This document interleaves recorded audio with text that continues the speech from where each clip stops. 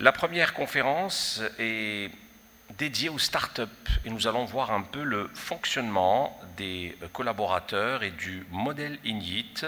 Nous partons en Suède.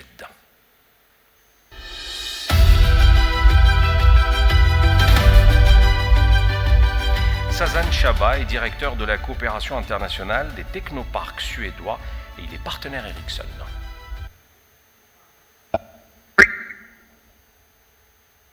Assalamu alaikum and good morning, Algeria.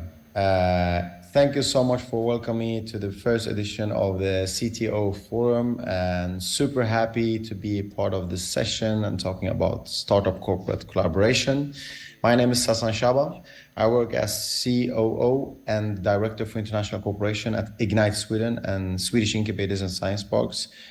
At Ignite, the only thing that we focus on is basically to create commercial collaborations between corporates and startups. We have done this since 2017, and our clear goal is to create more commercial collaborations, more deals between corporates and startups, and understanding that which kind of challenges and needs the corporates have is crucial in this process.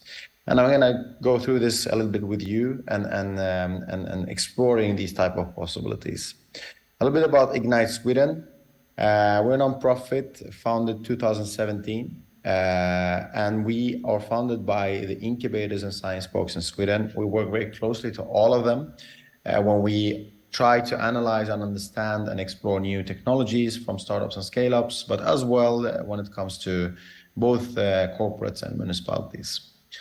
We're funded by the Swedish government, both Sweden's Innovation Agency, Vinnova, as well the Swedish Energy Agency, as well the private sector, the corporates pays a membership fee to be in our matchmakings, as well the public sector, such as municipalities. We have been working with quite many corporates during these years, about 300 corporates and about 40 public organizations, many of them municipalities, as well actively been working with about 1,300 startups in 10 countries. As you see, the corporates are worldwide from many countries, and all our matchmakings are very tailored. So we have done over 6,000 meetings, tailored meetings, and with a follow-up hit rate of 55%, and so far over 450 commercial collaborations where a corporate actually pays to buy the technology or solution, often in a pilot to begin with, to do a commercial collaboration. We had a couple of researchers that followed actually our process and what we do in our tailored matchmakings. This is actually published in Harvard Business Review, the article.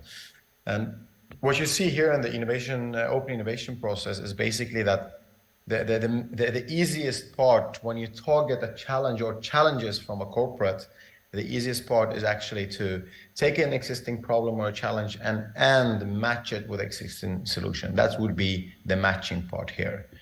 But what we try to coach both corporates and startups is from the corporate side, even if we have analyzed their challenges and specifically going into certain areas, when they meet the startups, we try to make them understand that these challenges can actually be implemented in other type of challenges that maybe is not mentioned. Also that the startups can actually, and the scale-ups can reroute their solutions going from one specific industry to another industry. They are very adaptable in that matter. So what we try to coach both sides is to go into the rerouting perspective and integrating perspective, basically to adjust their business models or technologies to other type of industries. This is a little bit more of a complex perspective to work with open innovation, but when it happens, when you have that trust, you create this co-creation that we try to achieve, and this is something that we want to explore with all corporates. It's something that we try to coach internally and the corporate team as well, to have innovation strategy internally and how to work with these type of technologies. And this is what kind of value we try to bring to the table. So a little bit about our database. We have mostly our startups are from Sweden. That's our mission, to work and accelerate Swedish startups to market even faster. Sometimes we work with international startups as well. As you see here, environment and energy is quite a big area. It's our biggest so far, together with industrial technologies, and they goes a little bit hand in hand. Even when it comes to software and ICT and life science is big area, quite big areas. And also, as you see, a little bit in agri-tech or from farm to table, as well, gaming or entertainment startups. Some of our startups are alumni from incubators, some are doing their businesses on their own, and some are in incubation. So it's both early stage and late stage startups that we work with mainly. What we try to do here, besides the matchmaking, is also to bring, because the corporates are in different levels of maturity when it comes to working with startups. So what we try to do is to bring a network of other corporates to the specific corporates that we're working with, to discuss, for example, best practices, do's and don'ts, and how to work with startups. This is something crucial, and it's important when it comes to finding the way of working with the startups in a smooth way, because a corporate's quite big as well. One of the challenges is that a startup goes quite fast, and these two cultures need to meet as well. As well, what we try to do is to analyze the needs and challenges of a corporate and discuss that with them deeply. On the startup side, of course, we try to support the startups with coaching, sales coaching, piloting, legal support, negotiation skills, corporate code of conduct, and of course, other type of areas that could be of need when we work with the startups. So these two target groups are always in our processes, and we try to align with them very much in the process. And basically what we begin with when it comes to the corporate is the activation part, where we try to understand, and this is very crucial in getting into successful collaborations. Basically, we see that it's a must that the corporate have a budget to do commercial collaborations with startups, as well that we have a commitment from the leadership. There is a will of doing these type of commercial collaborations. And one important but not crucial part is to have a corporate innovation strategy. The one more mature corporates actually have that. They have defined challenges. They know where they're going. They have a type of onboarding process for the startups. But that's always not the case. That's not always the case. And many times we see immature or semi-mature corporates where they have a will, they want to start to work with startups and innovation, but maybe are not there yet in their corporate innovation strategy. This is something that we can coach them in. It's important, but if there's a will, there's a way of doing that. That's also an aspect to take care of. So these three parts are super important when you work with startups. If we have that, then we do a needs assessment workshop. I'm gonna showcase you how it looks like. So the needs assessment workshop is basically a 3-hour workshop based on 10 types of innovation, doublings, 10 types of innovation. So what we try to analyze with the corporate team when we bring them to the table on these 3 hours is to understand what's the pain points, what's the challenges they have, both in a short-term perspective and a long-term perspective. And when we have that defined and committed and prioritized from the corporate side, then we try and we scout for new technologies, both in our database, but as well outside our database, together with our incubators and science box.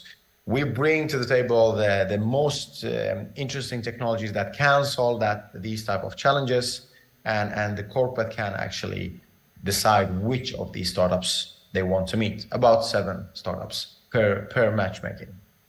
And this is a very detailed process, goes into different steps of doing a long list, taking it to a short list, and taking that to a qualified list of going from basically 40 startups on that list to 15 to 20 startups that we can actually present with quality. So when we have the selection done with the corporates, what we do is basically we prepare all the startups into coaching them, preparing for why they should meet this corporate, what their challenges is. Of course, this is under NDA process. That's also a way of creating trust between these players as well. So we write an NDA with all our business developers as well from all parties that are involved. We bring also a meeting schedule of this 22-minute meetings that they will take during a match day when we have prepared all the startups, when we have briefed them. Then we organize the matchmaking online, 20-minute meetings. Both parties, both corporates and startups knows why they're gonna meet each other, why they are there, and they take their meetings. And after that, we do a follow-up. And under these meetings as well, we have different coaches from our side that goes into a meeting and listen and analyze the performance of both sides and give feedback to our core team. So after a matchmaking, what we do is that we follow up with the corporate to understand which startups they will follow up with and that they are interested in, and the ones that they are interested in, these are the ones that we actually support to initiate and begin to design the pilot that might be possible, of course. And of course, as I mentioned before, we have a lot of workshops in different areas where we can support the startups, of course. And then we do a long-term evaluation. What we have seen here is basically the key result that can happen. I mean, typically average 6 to 9 months to go into a pilot, a small one. Usually we go, the corporate goes into a small pilot and then going into more of a deeper or bigger pilot. And then if this succeeds, then they look into the opportunity of doing a more of a rollout in a bigger perspective. The first pilot takes about 6 to 9 months, but we have seen, of course, much faster pilots happening as well. We have seen pilots that takes much more time, depending if it's a hardware or a software or the maturity of the team, if it's an international corporate or a national one, cultural wise as well, business wise. So there's different aspects that we recommend always to look into, especially when it comes to deep tech and for example, clean tech companies. Hardware costs a lot to do a pilot, needs a lot of resources and long-term perspective. These takes time. This is a process that, of course, both parties need to consider and align with. As well, what we have seen is, of course, the cultural wise that I mentioned, that startups are very fast, corporates might be a little bit slower. So this is a way of, preparing the corporates. When you have an innovation strategy, you can onboard the startups much faster. That's why we recommend always the corporates that to initiate that type of corporate innovation strategies. This is our needs assessment model. Basically, what you see here is a couple of aspects we look at. If you have worked with business model canvas, then you will recognize this very much. Basically, you have four perspective of analyzing the needs.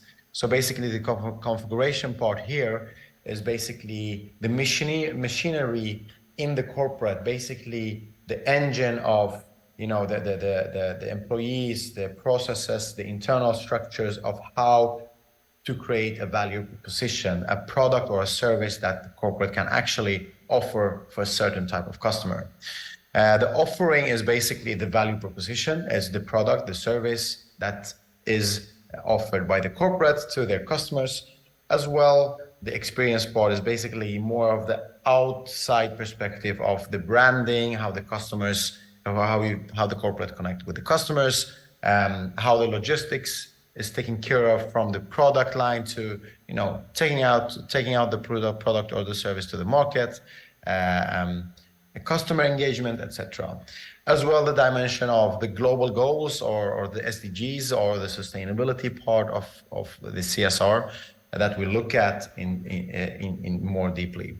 So when you have this, basically we have a process of how to analyze the typical challenges of a corporate on individual phase when you have the corporate team gathered under the workshop, but also on a group level where we try to define the priorities, the challenges, and do a priority of them. So it can be a lot of challenges that comes up in this type of workshop, but it is conducted in some strategic areas that we prioritize together.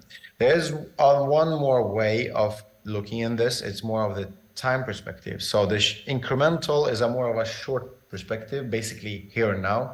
The disruptive part is basically more of a 2 to 4 years level of the challenges, what you see is coming.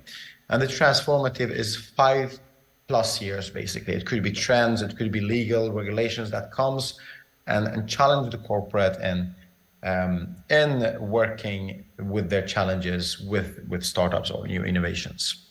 So there's time dimension in this, and also different aspects of the organization in the corporate. This is something that we do, and we recommend all our corporates to conduct these type of needs assessment workshops very clearly and continuously annually. And just to give you some example in this process and what happens actually, what you see here, Alfa Laval and Econo. Econo is an AI startup in predictive maintenance. I would say it's a scale up. As you see here, the challenge from the corporate here, it comes basically over 50% of the turnover comes from the maintenance, and basically here what we try to bring to the table as a startup that could actually support them in being and more efficient in their maintenance and predict and analyze that. As you see here, the first pilot was done, and now Econo is one part of Alfa Laval's heat exchangers. As you see here as well, when it comes to the open innovation and the four-fielder, the metrics, going into exploring part and not the typical matchmaking gives you a perspective of when two corporates work with a startup and understand that, hey, there's another area that we could work on, and the traditional area that the startup is focusing on. Going into this is basically FLIR worked with SpotScale. SpotScale is basically a startup where it's an AI technology, drone technology. The drone flies up, analyze a kind of landfill where you want to build a building. It's basically for decision makers, real estate owners, municipalities, and architects, and it can design basically how this building will look like. But adding FLIR's thermal heat camera, basically it can start to measure with the SpotScale's AI platform. The drone can fly up, analyze an existing building, and find the the heat leakages in our building.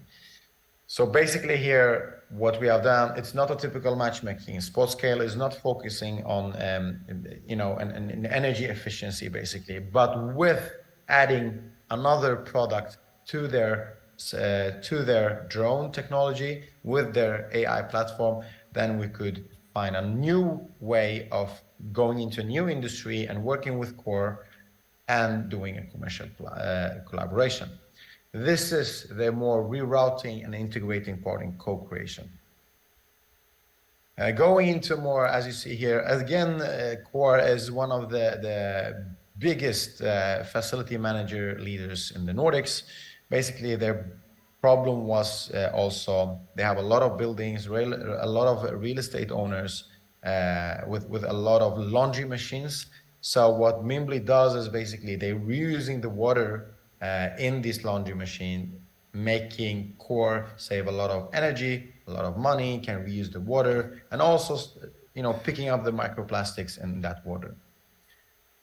And basically this success story is not only a pilot, it's a rollout in 26 sites around Core's management. As well here, when you see it's more complex things, as AstraZeneca is looking for, how we can improve and detect breast cancer screening and understanding how we can do that faster. ThermaScan can do that with a thermal camera added to your phone with their AI platform. And what you can do, basically, you can sit at home and do the analysis and detect basically early stage breast cancer. Of course, here it's more about clinical tests, that type of perspective that we need to take care of. This is something that AstraZeneca can as well support with. This is also things that we see the infrastructure that the corporate have is crucial to the startups or for the startups to actually go into market much faster. We also just going into my recommendations of how to work with startups and what are the startups looking at. We analyze our startups a lot, mainly annually each year. As you see here, some crucial things for the startups is developing and initiating strategic partnerships with customers, accessing to new markets, basically also new challenge of creating businesses and doing pilots to test different type of business models or products and services. Of course, new enterprise customers, even if they're big or small, is crucial. Without having the customers on board, you will most probably not get the investors as well, at least not fast enough. Of course, as you see here, validating the products and getting the proof of concepts or new type of businesses or business models is super important. This is crucial. And what a corporate can do, without corporates getting access to the infrastructure, to the customers, it can be also a corporate customer on a long-term perspective. This is crucial. All investors want to have they want to risk minimize, and by having these type of big customers, it's more attractive for the investors to actually as well invest, of course. As well, when we talk with our corporate members and as well trying to understand why is it important for them to engage with startups, some really crucial part is explore new technologies, finding new entrepreneurial talent, because all these game-changing solutions, the startups, they have entrepreneurs, they have experts in specific fields that work within the startup or the scale-up. And this is super crucial. As well, develop the internal innovation culture, basically finding the innovation strategy, especially when it comes to our processes. But of course, you learn a lot to work with startups, also to make it easy for them to, how to sign a startup-friendly agreement, for example, or other areas. And of course, explore new business models, and I would say as well, new technologies, services, and products. This is crucial part, but to do this, you need to have certain things that you need to work on when it comes to the culture, fast enough, startup-friendly agreements and processes, having a clear innovation strategy internally. So basically, just my recommendation for you, before you develop everything inside the corporate, go outside. There's a lot of interesting solutions. I would say Sweden, yes, but I would say globally as well. When we have done international matchmakings, we have seen that as well when it comes to many countries. So look outside your organization. That's a super recommendation from my side. Don't be the investors. I know that many look from an investor perspective. They bring their CVC on, which is nice, it's good, but also be the customers. Try to put that hat on you and be the customer to the startup, because that's the biggest and most interesting learning curve that both sides will have. The investor part will come when you have a successful pilot, will come later on. Also the CVC arm, we don't want to take quite many risks. So with doing a couple of pilots together, then you will learn, you will understand the team, but also you will learn a lot about the technology and also the business model. Assess real risk. I would say many think about this as well. But it's also, are you in the mining industry or fintech or other type of industries in 5G or communication? There's different type of risks that needs to be aligned and taken or assessed as at least where you need to understand as well, if we implement this type of technology, what are the risks as well? Because it is new technologies, of course. This is very important. Remove obstacles within, for example, procurement processes, IT, legal part, in the innovation culture. Try to be more startup friendly and being more aligned with the startup perspective. The startups don't have always the same resources, or most of the time the same resources as a corporate. It's always important to create that trust between you, and remove these type of perspectives. Catch them fast. Basically, when you meet the startups, new technologies, try to have kind of way of adding them in as partners, etc., or finding different ways of doing commercial collaborations. I mean, a pilot sounds very big, but you can begin with a very small pilot. Doesn't need to cost so much money. Small tests that goes into bigger ones is super important. Also, you can learn a lot from each other with doing these type of small pilots. A startup, an entrepreneur, if you do that fast enough, they will come back, and when you create that mutual trust, then you can, of course, find other ways, other areas as well of collaboration. Experiment then goes into the catch them fast. Experiment before signing the full deal. As I mentioned, do the startup, the pilots in smaller doses, and then go into a bigger one, and then you can throw the rollout, take on the rollout. As I mentioned, like with the example with Mimbly and Core, we did it basically that way. So this is important, and I think I'm a big fan of fail fast, fail forward, and this way you can learn a lot from this process, of course. If it's possible, find the champions. What I mean with that is basically create living labs across the organizations, basically test beds, for example. I mean, even if you have created an innovation team, the innovation team needs to work with the experts in different fields.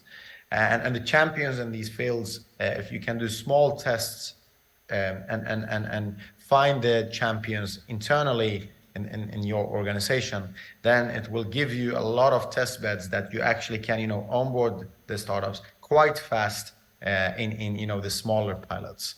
It's both creating living labs regarding test beds, but as well the people, the human capital that you have internally, getting that activated is super important. And as we always say, celebrate success and fails. Fail fast, fail forward is very good, but also failing is learning.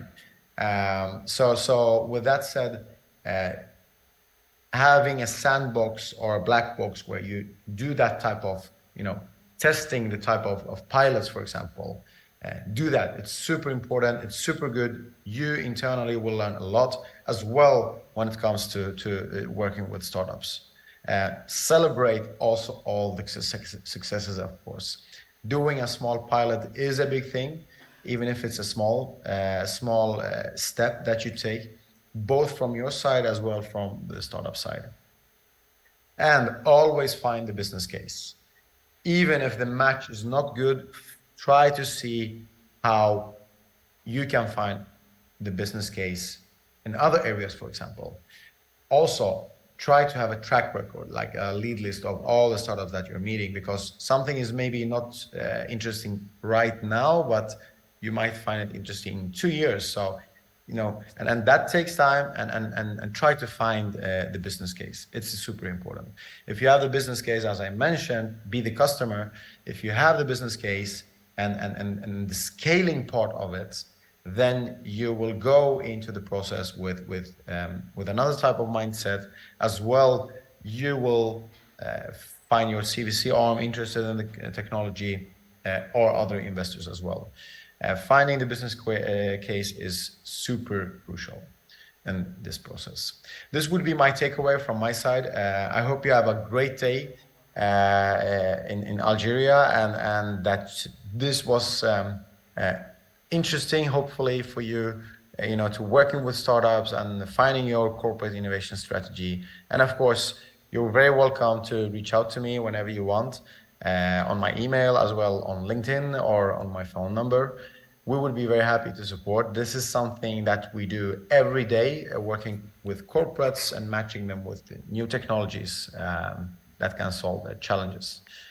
To create more businesses, more commercial deals, and accelerating more innovations to the market. With that said, thank you so much. Assalamu alaikum. Thank you. Alaykoum salam, thank you, Mr. Sasan SHABA. Voilà, c'était l'exemple de l'organisation des Technoparcs en Suède, à l'instant avec le partenaire Ericsson qui était avec nous ce matin comme premier intervenant.